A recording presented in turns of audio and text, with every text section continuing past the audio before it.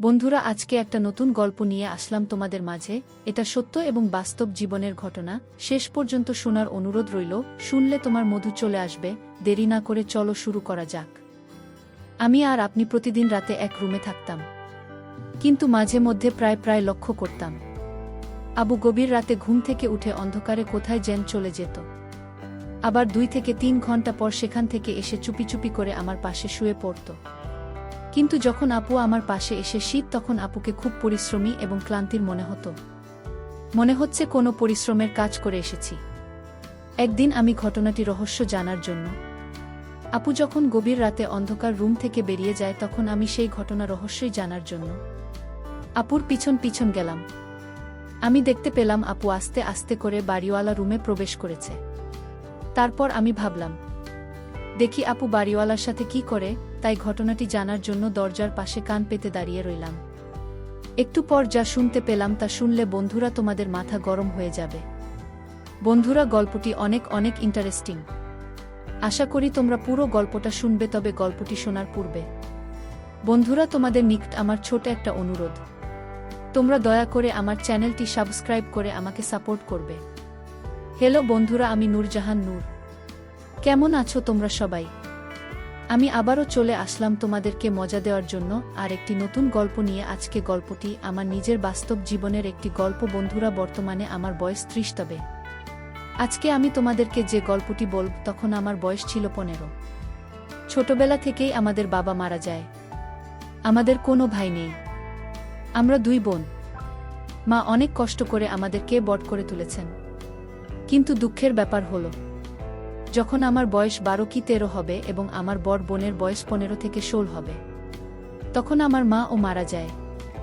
আর এদিকে আমাদের পারিবারিক অবস্থা খুব একটা ভালো ছিল না, যে কারণে আমরা এলাকার কিছু মানুষের সহায়তায় চলে আসি আমাদের গ্রামের বাড়ি থেকে ঢাকা শহরে কাজের সন্ধানে। আমার বড় বোনের নাম শিমুল। আমি আর শিমুল আপা আমাদের এলাকার এক আত্মীয়র বাসায় এসে উঠলাম। কিন্তু ঢাকা শহর, কেউ কাউকে এক বেলা খেতে দেবে, কিন্তু থাকার স্থান দিবে না, দেওয়াটা কষ্টকর হয়ে যায়। ঢাকা শহর আজব শহর। মানুষের বসবাসের জন্য সামান্যটুকু জায়গা দিবে, এটা কেউ চাইলেও দিতে পারে না, কারণ এখানে বসবাসের জায়গা খুবই সীমিত। আমি এবং আমার বড় আপু শিমুল আপুকে নিয়ে আমাদের এই আত্মীয়ের বাসায় খুব কষ্ট করে 2 দিন রইলাম।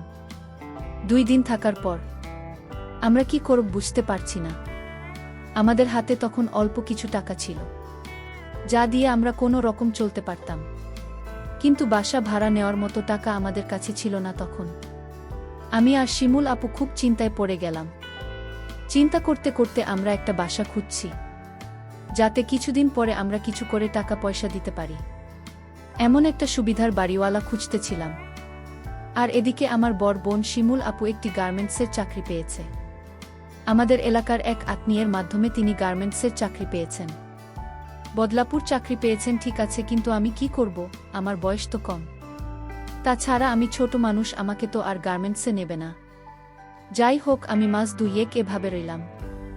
আর এদিকে আমার বড় বোন চাকরি পাওয়ার সুবাদে এমন একজন বাড়িওয়ালা পেয়েছিলাম, যাকে আমরা 1 মাস পরে টাকা দিয়েছিলাম। প্রথম ভেবেছিলাম বাড়িওয়ালা লোকটি অনেক ভালো, কারণ আমাদের বিপদের সময় সে অনেক হাল ধরেছে, আমাদেরকে অনেক সহায়তা করেছে। যাই হোক, বাড়িওয়ালার 2 ছেলে 1 মেয়ে, তাদের সবাইকে বাড়িওয়ালা বিয়ে দিয়ে দিয়েছে। আর বাড়িওয়ালার বউ মারা গিয়েছে অনেক আগেই। কিন্তু বাড়িওয়ালা যে একটা ভয়ঙ্কর কাজ করবে, তা আমি কখনো কল্পনাও করতে পারিনি। আমার বড় বোন শিমুল আপু ইদানিং তাকে খুব রোমান্টিক মনে হচ্ছে। কিন্তু আপুকে কেন এরকম রোম্যান্টিক মনে হচ্ছে তা কিন্তু আমি কিছুতেই বুঝতে পারছি না। আমি আর আপু একদিন একসাথে শুয়ে রইলাম রাতে, কিন্তু মধ্যরাতে কিসের জেন সন্দেহে আমার ঘুম ভেঙে যায়। ঘুম থেকে উঠে দেখি আপু আমার পাশে নেই। আপু আমার পাশে নেই। এ অবস্থা দেখে আমার ভিতরটা কেঁপে উঠল। মনে মনে ভাবতে লাগলাম, কোথায় গেল আমার আপু? আমাদের কিছু ঘর, নিজের রুম সহ খুব ভালো করে সব জায়গায় খুঁজলাম, কিন্তু কোথাও আপুকে পেলাম না। শুয়ে শুয়ে মনে মনে চিন্তা করতে লাগলাম, তাহলে আপনি গেল কোথায়? রাত যখন 3টা থেকে 4টা বাজে, তখন আমি দেখতে পেলাম আপু কোথায় থেকে যান। আমাদের রুমে প্রবেশ করছে। আপু আসতেই আমি জিজ্ঞেস করলাম, আপু কোথায় গিয়েছিলেন এত রাতে? আমি তোমাকে অনেক জায়গায় খুঁজছি, কিন্তু পাই নাই। কোথায় গিয়েছিলে আপু, বলো না। আপু কোনো কথা না বলে একবারে চুপ করে রইল। চুপ করে শুয়ে পড়ে ঘুমিয়ে পড়ল। আর এদিকে আমি মনে মনে চিন্তা করতে লাগলাম, আমার আপু তো এমন ছিল না। হঠাৎ করে আপুর কি হয়ে গেল? আমার আপু দেখতে অনেক সুন্দরী, অনেক সুশ্রী। আমার আপু অনেক স্মার্টও বটে। পরের দিন সকালে উঠে আপু একবারে রেডি হয়ে আবার গার্মেন্টসে কাজের উদ্দেশ্যে চলে গেল। আর আমার বয়স কম হয়, আমি তো আর গার্মেন্টসের চাকরিতে ঢুকতে পারছি না। কিন্তু মনে মনে ভাবছি, আমার বোনের উপর আর কতদিন চলব? আমার একটা কিছু করতে হবে। তাই আমি একটা চাকরি খুঁজতে শুরু করি। খুঁজতে খুঁজতে আমি একটা চাকরি পেয়ে যাই, একটি কারখানার প্যাকেজিংয়ের কাজ। যাই হোক, এভাবেই চলছিল আমাদের জীবন। কিন্তু আমাদের সবকিছুই স্বাভাবিক ছিল, সবকিছুই ঠিক ছিল। কিন্তু একটি জিনিসেই আমার বিবেককে বারবার বাধা দিতে শুরু করল। আর তা হলো, আমরা যে রুমে থাকতাম, সেই রুমটাতে আমি আর আমার আপু একসাথে থাকতাম। কিন্তু রাত যখন গভীর হতো তখন আমি ঘুম থেকে উঠে দেখতাম প্রায় প্রায় আপু আমার সাথে আমাদের বিচারে নেই। মনটা তখন খুব খারাপ হয়ে যেত। এ ব্যাপারে আপুকে জিজ্ঞেস করলে আপু কোনো কিছু বলতো না। ব্যাপারটা আমার কাছে খুব রহস্যজনক মনে হলো। যেখানে আমার নিজের আপন বড় বোন রাতের অন্ধকারে কোথায় যায়, আমি ঘুম থেকে উঠে দেখি আমার পাশে নেই। একদিন আমি ভাবলাম আপু কোথায় যায়, কি করে, এই রহস্যটা আমাকে জানতেই হবে। আমি একদিন ভাবলাম যে আজকে সারা রাত ঘুমাব না, কিন্তু ঘুমের ভান ধরে পড়ে রইব। দেখবা আমার বড় আপু কোথায় যায়। রাত যখন 1-2টা বাজে, তখন দেখলাম আপু আস্তে আস্তে উঠে দরজা খুলে কোথায় যেন যাচ্ছে। আমিও চট করে উঠে গেলাম। উঠে আপুর পিছু নিলাম। এমনভাবে পিছু নিলাম যাতে আপু কোনোভাবেই বুঝতে না পারে যে আমি তার পিছু নিচ্ছি। আমি দেখতে পেলাম আপু আস্তে আস্তে করে আমাদের বিল্ডিংয়ের 4 তলায় গেল। আমি ভাবলাম আপু 4 তলায় কি করে? এখানে তো বাড়িওয়ালার থাকে, আর বাড়িওয়ালার বাসায় তো কেউ নেই। বাড়িওয়ালা শুধু একলা ছেলে মেয়ে সবাইকে বিয়ে দিয়েছে। তার বয়স প্রায় 55 থেকে 60-এর মতো হবে। বাড়িওয়ালার বয়স যদিও একটু বেশি, কিন্তু সে দেখতে এখনো অনেক শক্তিশালী পুরুষের মতো। আর তাছাড়াও বাড়িওয়ালা শরীরের প্রতি খুব কেয়ার করে। তাদের কোনো অভাব নাই তো, যে কারণে শরীর স্বাস্থ্যের প্রতি তারা প্রচুর যত্নশীল হয়। আমি দেখতে পেলাম আপু আস্তে আস্তে করে বাড়িওয়ালার যে রুমে থাকে সে রুমে প্রবেশ করে গেল। কিন্তু আমি একটা জিনিস দেখে খুব আতঙ্কিত হয়ে গেলাম। বাড়িওয়ালার রুমের দরজা ভেতর থেকে লাগানো ছিল না। তাহলে কি প্রতিদিন ও সেখানে যেত? ভাবতেই মনের ভেতরটা ফুপিয়ে কেঁদে উঠল। আপু সরাসরি বাড়িওয়ালা রুমের ভিতর ঢুকে গেল। ঢুকে গিয়ে আস্তে আস্তে করে দরজা ভিতর থেকে লাগিয়ে দিন। আমি খুব সাবধানতার সাথে আস্তে আস্তে বাড়িওয়ালার দরজার সামনে গিয়ে কান পেতে শোনার চেষ্টা করলাম সেখানে কি হচ্ছে। আপু সেখানে কি করে, কি হচ্ছে সেটা জানার জন্য আমি সেখানে কিছুক্ষণ কান পেতে দাঁড়িয়ে রইলাম। কিছুক্ষণ পরে শুনতে পেলাম সেখান থেকে এক অদ্ভুত ধরনের আওয়াজ আসছে। যে আওয়াজটা শুনে আমার সমস্ত গায়ে শিহরিত হয়ে উঠল। বাড়িওয়ালার সাথে আপুর এরকম অবস্থা দেখে আমার খুব খারাপ লেগেছিল। কিন্তু রুমের ভিতরে কি হচ্ছে আর এরকম অদ্ভুত আওয়াজ আমি কখনো শুনি নাই। এরকম অদ্ভুত আওয়াজ কেন হয় আমি কিছুতেই বুঝতে পারি নাই। এভাবে প্রায় 10-15 দিন আপুকে লক্ষ্য করলাম সেখানে বাড়িওয়ালা রুমে যায়। যাওয়ার সাথে সাথে কি রকম একটা অদ্ভুত আওয়াজ আসে। তারপর একদিন আমি মনে মনে ভাবলাম আমাকে সেই রহস্য খুঁজে বের করতে হবে।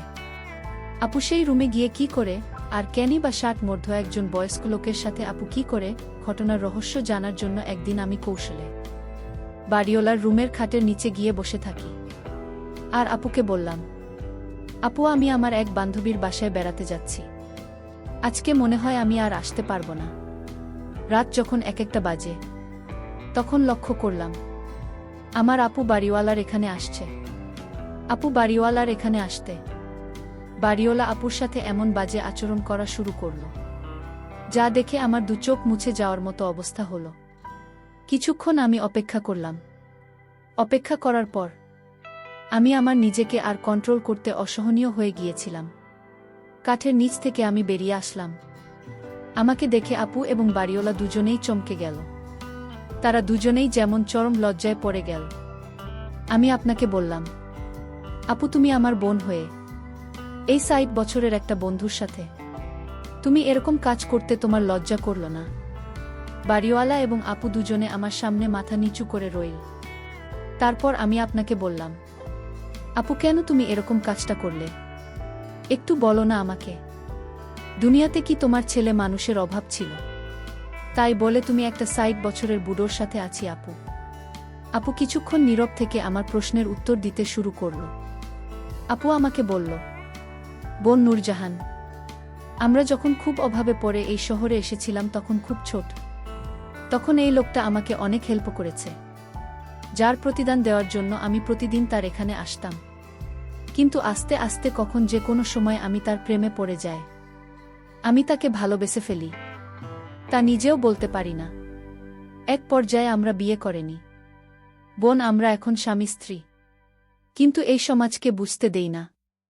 আমার বর বোন শিমুলপুর কাছ থেকে এরকম ধরনের কথা শুনে আমার কিছুটা খারাপ লেগেছিল। তারপর ভাবলাম, যেহেতু আমার বর বোন তাকে বিয়ে করে নিয়েছে, তাতে তো কোনো সমস্যা নেই। আমি আমার বোনকে বললাম, তাহলে লুকিয়ে কেন? আমরা স্বামী স্ত্রী তা প্রকাশ করো। তোমার স্বামীর বয়স বেশি হয়েছে, তাতে কি হয়েছে? যেহেতু তুমি বিয়ে করে ফেলেছ, তাহলে এটা প্রকাশ করতে অসুবিধাটা কোথায়?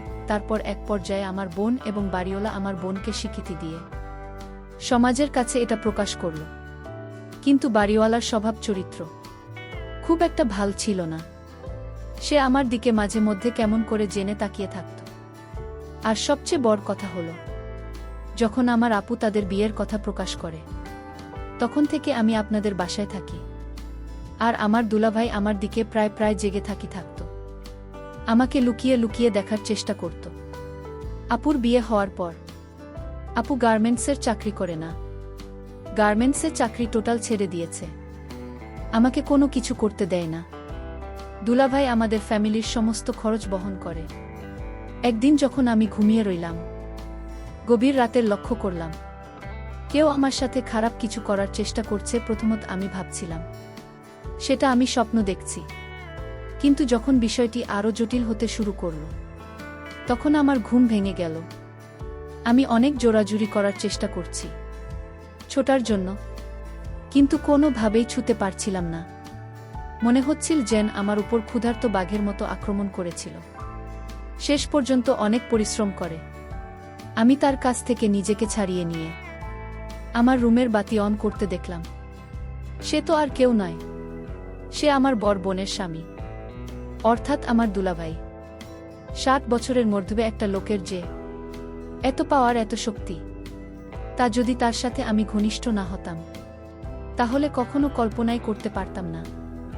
অবশেষে আমার দুলাভাই আমার উপর যে অন্যায় অত্যাচার জুলুম করেছিল, প্রথমত ভেবেছিলাম সেটা আমার কিছু হবে না, কিন্তু ২ থেকে ২.৫ মাস পর আমি অনুভব করতে পারলাম যে আমি সন্তান সম্ভবা। বিষয়টি যখন আমি জানতে পারি, তখন আমার খুব খারাপ লেগেছিল। আমি কি করব কিছু খুঁজে পাচ্ছিলাম না। তারপর আপুর কাছে বিষয়টি পরিষ্কার করে খুলে বলি, আপু দুলাভাইকে অনেক বকাবকি করে, অনেক তিরস্কার করার পরে আপনি যেই সিদ্ধান্ত নিল যে দুলাভাইয়ের সাথে আমাকে বিয়ে দিবে, আর তা না হলে সন্তানের কি হবে? সন্তানের এমন এক পর্যায়ে গেল যেখানে যদি সন্তানটাকে আমি নষ্ট করে ফেলি, তাহলে আমার জীবনের হুমকি হয়ে দাঁড়াবে। ডাক্তারের কাছে পরামর্শ নিলে ডাক্তার বলল, এটা নষ্ট করার কোনোভাবে উচিত না। তারপর আপনি নিজের থেকেই আমার দুলাভাইকে বিয়ে দিয়ে দিন। হয়ে গেলাম বনে বনে সত্যি। বন্ধুরা, এখন আমি আর আমার বোন মিলে খুব ভালোই আছি। বন্ধুরা, যদিও আমার দুলাভাই প্লাস জামা একটু বয়স বেশি, তারপরেও আমাদেরকে তিনি খুব সুখে রাখেন। বন্ধুরা, তোমরা সকলে আমার জন্য দোয়া করবেন। পরিশেষে আমি তোমাদেরকে বলব, বন্ধুরা, এই পৃথিবীতে হাজার হাজার কোটি কোটি লোক আছে। তাদের মধ্যে কোনটা মুখ আর কোনটা মুখোশ তা চিনা খুবই কঠিন। আর এমন কিছু ঘটনা এ পৃথিবীতে ঘটে যা সাধারণত স্বাভাবিক কোনো মানুষ মেনে নিতে খুবই কষ্ট হয়। আর আমার ক্ষেত্রেও তাই হয়েছিল। তারপরেও ভাগ্যের পরিহাসে মেনে নিতে বাধ্য হয়েছিলাম। বন্ধুরা, আজকে এই পর্যন্তই। আবারও আসব তোমাদের মধ্যে নতুন কোনো ভিডিও নিয়ে। ভিডিওটি যদি তোমাদের ভালো লাগে তাহলে একটি লাইক দাও। প্রতিদিন আমি তোমাদেরকে একটা করে নতুন গল্প উপহার দেব, তাই তোমাদেরকে অনুরোধ করে বলছি, তোমরা যদি এরকম ধরনের ইন্টারেস্টিং গল্প পেতে চাও তাহলে দয়া করে আমার চ্যানেলটি সাবস্ক্রাইব করো। পরিশেষে তোমাদের সকলের সুস্বাস্থ্য কামনা করি। ভিডিওটি দেখার জন্য তোমাদের সকলকে অসংখ্য ধন্যবাদ।